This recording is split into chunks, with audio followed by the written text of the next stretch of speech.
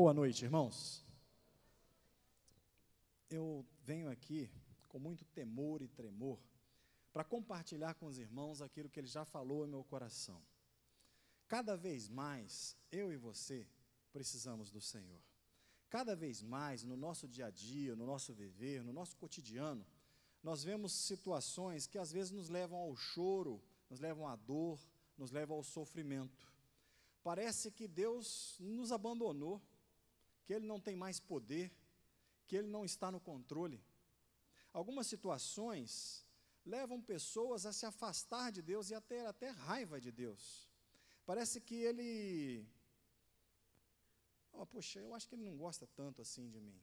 Nós não entendemos os desígnios de Deus plenamente, os propósitos de Deus, de um Deus soberano, de um Deus que é amor e que é poder. Nossa pouca fé, nossa limitação, às vezes, por sermos seres criados, seres ainda em desenvolvimento, seres que foram feitos para viver a eternidade, mas que devido à queda, vive esse tempo limitado aqui nessa terra. Às vezes nós deixamos obstáculos nos impedir de viver plenamente com o Senhor, aquilo que nós poderíamos viver. Às vezes nós vivemos de migalhas. Nós deixamos de viver os milagres, ou mesmo de que o Senhor não nos dê esses milagres, de viver a intensidade da vida, além de nascer, acumular e morrer. A vida não pode ser só isso. A vida é muito mais do que isso. Mas às vezes nós paramos de crer, de confiar, de ter esperança, de ter fé, de ter amor. Eu me lembro quando o povo de Deus estava de frente ao Mar Vermelho, conduzido por Deus, e do outro lado vinha o exército de Faraó. Aparentemente um beco sem saída. E Moisés começa a orar a Deus, e aí Deus lá em Êxodo 14:15 diz assim: por que clama a mim? Diga ao povo que marche. Ou seja, Deus quer ação. O texto que nos veremos nessa noite, o texto que Deus falou ao meu coração e que eu sei que Deus vai falar ao seu coração, fala de uma situação também aparentemente insolúvel, uma situação aparentemente definitiva, mas que vai fortalecer a minha fé e a sua fé num Deus que pode todas as coisas. É com o objetivo de tornar conhecido aqueles que os amam, que Deus se revela às vezes no meio da dor e do sofrimento. Ele usa nossas vidas, mesmo nós imperfeitos, às vezes usa até a nossa morte para abençoar outras vidas. Nós não conseguimos compreender a revelação total de Deus. Dessa forma, da forma de Deus, nós podemos conhecê-lo cada vez de uma maneira diferente, cada vez mais. À medida que eu caminho em fé, cada vez mais Ele se revela a mim. Foi assim com Abraão, foi assim com todos os sacerdotes que resolveram obedecer, foi assim com os apóstolos, foi assim com os profetas. Esse é o método de Deus. Ele não vai te dar todo o mapa, mas à medida que você caminha, dá um passo de fé, Ele se revela a você cada vez mais. Portanto, eu queria pedir agora que você abrisse comigo aí o Evangelho de João. Nós vamos ler o capítulo de número 11, a partir do verso de número 38, até o verso de número 46. Evangelho de João, capítulo de número 11, a partir do versículo 38. Diz assim a palavra do Senhor.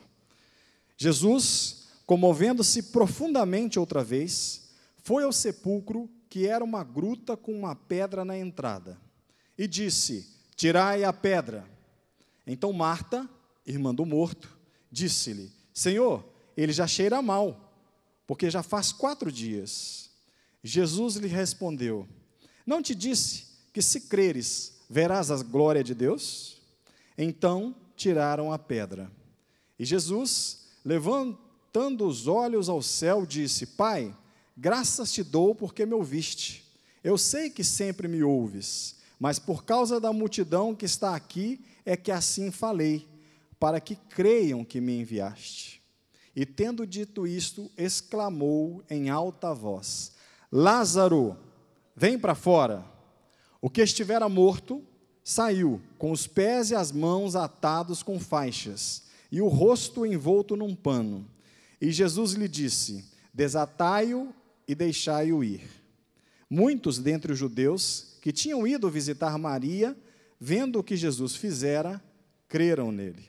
Mas alguns deles foram procurar aos fariseus para contar o que Jesus fizera. Eu quero ler um outro texto em João 12 aí com você, versos 9 a 11, também falando dessa mesma circunstância, mas após a ressurreição de Lázaro. João 12, de 9 a 11, diz assim: E quando souberam que Jesus estava ali, chegou um grande número de judeus, não só por causa de Jesus, mas também para verem Lázaro, a quem ele ressuscitara dos mortos. Então os principais sacerdotes decidiram matar também Lázaro, pois, por causa dele, muitos abandonavam os judeus e criam em Jesus. Eu vou ler novamente o verso 11. Pois, por causa dele, muitos abandonavam os judeus e criam em Jesus. Bom, nesse trecho da palavra de Deus, nós vemos o relato da morte e da ressurreição de Lázaro, e posteriormente, com a sua vida renovada, restaurada, restituída, ele atraía pessoas que não criam ainda. E através da vida de Lázaro, agora a vida de Lázaro, num novo momento, num novo nascimento, ele atrai vidas a Jesus. As pessoas começavam a crer em Jesus por causa da vida de Lázaro.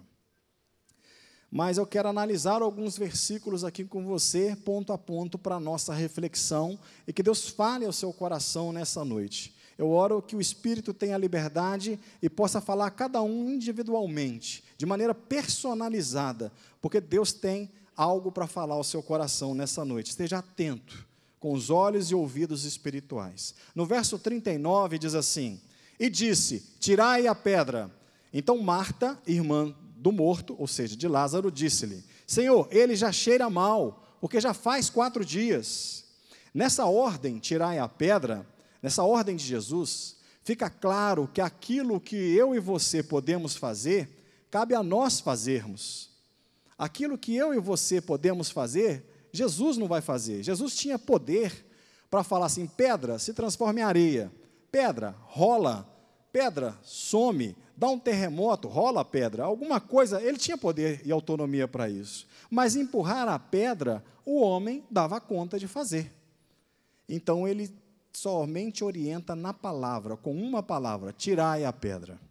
Por que às vezes nós falamos em buscar na palavra de Deus? Porque é aqui que tem a palavra de poder, de autoridade, de orientação de Jesus, nosso Salvador. É a palavra e o poder da palavra que nos orienta, que nos exorta, que nos consola, que nos conforta. A Bíblia é a palavra de Deus, ela fala, é Deus falando diretamente a mim e a você, ao meu e ao seu coração. Então, quando Jesus fala, tirai a pedra, você tira a pedra, seja qual pedra for, seja ela física e real, ou seja ela uma pedra espiritual, algo que te impede de caminhar novamente com Cristo de uma maneira exponencial. Mas, às vezes, o texto diz, nós achamos uma boa desculpa, e nós dizemos assim: já cheira mal, já é de 4 dias. E, às vezes, essa desculpa vem de alguém perto de nós, dizendo assim: mexe com isso não, essa situação, essa circunstância, seu casamento, essa luta, isso tudo que você está passando, isso não tem jeito, já cheira mal, já é há mais de 4 dias. Às vezes, alguém de longe vai influenciar e ligar: isso aí que você está querendo, isso aí que você está desejando, isso aí que você acha que pode fazer, já cheira mal, já é de 4 dias. Pessoas que às vezes são usados pelo inimigo das nossas almas para nos roubar a fé. Não que elas queiram, mas por vezes, por não terem fé, injetam falta de fé a mim e a você. Mas às vezes nós mesmos dizemos ao nosso coração: essa situação, essa circunstância, essa doença, isso que estou passando agora, isso não tem jeito, não tem cura, não tem nada que possa solucionar. E nós nos acondicionamos ou nos condicionamos a ficar e a viver por anos a fio com uma questão que às vezes seria só obedecer a palavra. Tirai a pedra, Jesus te fala nessa noite. Eu não sei o nome dessa pedra, eu não sei qual a circunstância você está vivendo, eu não sei que situação tem tirado a sua paz, que situação tem tirado o seu relacionamento de intimidade com o Senhor, que situação tem te colocado, às vezes, com choro no travesseiro à noite. Eu não te conheço, nunca te vi às vezes, mas eu conheço um Deus que conhece você, desde antes do ventre da sua mãe. Eu conheço um Deus que vê o choro que ninguém viu, aquele choro lá no travesseiro, quando todos estão dormindo, aquele choro de ir na alma, choro d'alma. Ele conhece, Ele viu, Ele sabe, Ele está atento, e Ele é um Pai amoroso. Às vezes eu e você, não conseguimos nem orar numa determinada circunstância, mas Deus nos leva a situações, e Ele nos move, e Ele nos traz à igreja. Você acha que você veio aqui por acaso hoje? Você acha, e eu creio em coincidência? Eu creio em Jesuscidência. Deus te trouxe aqui porque quer dar uma palavra específica para ti. Deus já tinha escolhido e colocado essa palavra no meu coração desde mais tempo, logo que foi convidado. E Ele mudou uma palavra ao longo do caminho, e Ele direcionou essa palavra nessa noite. E eu creio que nessa noite eu não sou nada, porque a fé vem pelo ouvir, e o ouvir da palavra de Deus, mas sou só um instrumento para que o poder dessa palavra pronunciado faça mudar, às vezes, atitudes, posturas, crenças no seu coração. Crenças que você já estava dizendo, já tem 4 dias, não tem jeito, pois quando o Deus que eu conheço, o Deus que eu sirvo, o Deus que você serve, entra em qualquer circunstância e te dá uma palavra e diz, tirai a pedra. Essa pedra pode ser falta de fé. Tirai a pedra, de repente essa pedra é um pecado que você está escondendo e precisa confessar ao Senhor, precisa se arrepender. Tirai a pedra, talvez é uma falta de perdão, talvez alguém que você precise perdoar, talvez falar com Deus e falar assim, eu estava te acusando e te condenando em relação a isso, mas eu entendo que eu não tenho a compreensão plena e entrego essa circunstância nas tuas mãos, entendo que eu sou criatura, não sou o Criador, eu não controlo o Criador é que me abençoa e que me conduz a minha vida nesse tempo aqui limitado que vivo. Então a sua compreensão, você pode tirar algumas pedras para ampliar a sua compreensão nessa noite. Se a pedra ficar, você não verá a glória de Deus. Existe um se, quando Jesus fala, se creres, verás a glória de Deus. Existe um se. Quando Jesus dá uma palavra, se ouvimos e obedecemos, cada vez mais somos abençoados. O cego Bartimeu, ele recuperou a visão, por crer, por confiar. Pedro já tinha jogado a rede a noite toda com os pescadores, mas sobre a palavra de Jesus, ele fala, olha, sobre a sua palavra lançarei mais uma vez, e teve a pesca maravilhosa. No casamento em Caná da Galileia, a multiplicação, a transformação de água em vinho. Então, onde Jesus está, onde a palavra de Jesus é dada, numa ordem de Jesus é dada, vai lá e enche as talhas. Ninguém imaginava que água ia se transformar em vinho, mas obedeceram, porque aquilo o homem dava conta de fazer. Cada vez mais, se buscarmos a palavra de Deus, vemos Deus se revelando com poder e com autoridade. Pense quando Jesus, com uma palavra, a sua palavra, para a tempestade. Quando pede Pedro para sair do barco e andar por sobre as águas. Quando te pede para se aproximar dele, e esquecer religiosidade, rituais religiosos, mas se regozijar na presença dele, se relacionar com intimidade com ele, chamá-lo de pai, paizinho, chamá-lo de meu Senhor, chamá-lo em amor e dar liberdade para ele tocar em áreas da sua vida, que por vezes você dizia assim, deixa essa aqui comigo, eu dou conta, deixa a pedra aqui. No verso 40, Jesus lhes respondeu, não te disse eu, que se creres, verás a glória de Deus. É uma questão de crer no poder restaurador, reavivador de Deus. É uma questão de crer para viver cada vez mais o mundo espiritual. Se creres, verás a glória de Deus. E mais, se creres, viverás para a glória de Deus.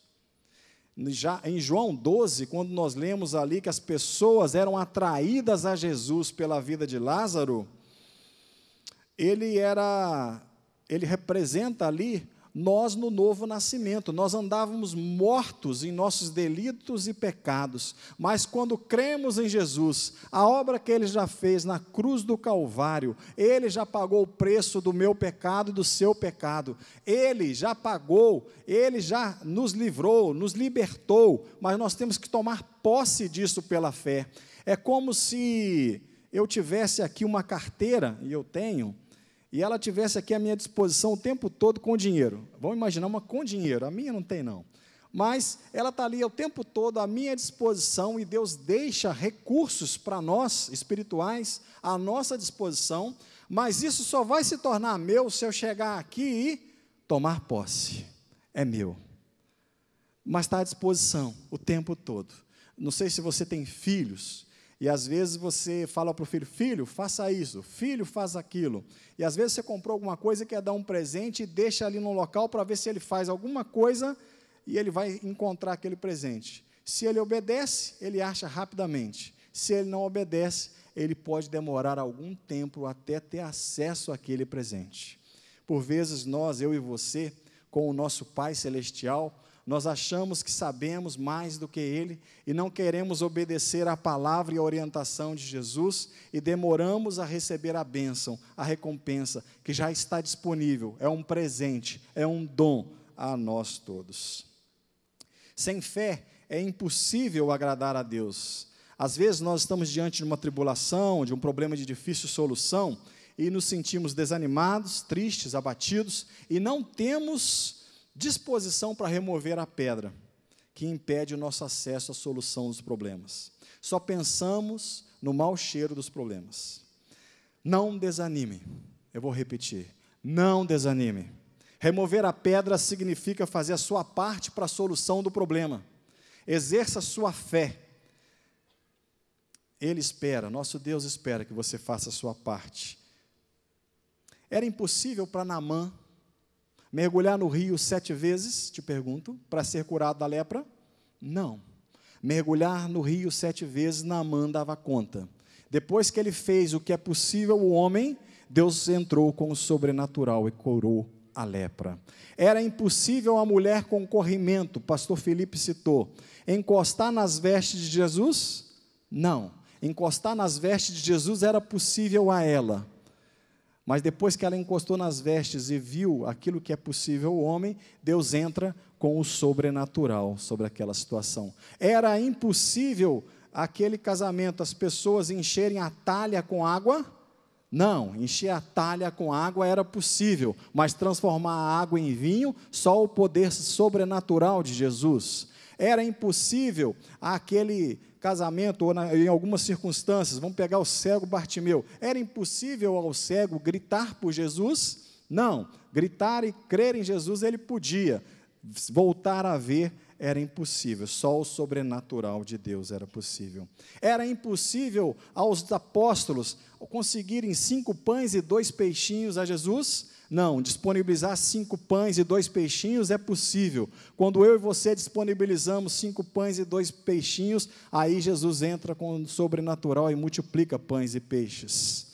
Tirai a pedra. Eu não sei o nome da pedra, mas se você quer viver cada vez mais para Deus, você deve tirar algum obstáculo. Talvez falta de oração, falta de amor pelas pessoas, falta de persistência, não sei o que pode estar acontecendo.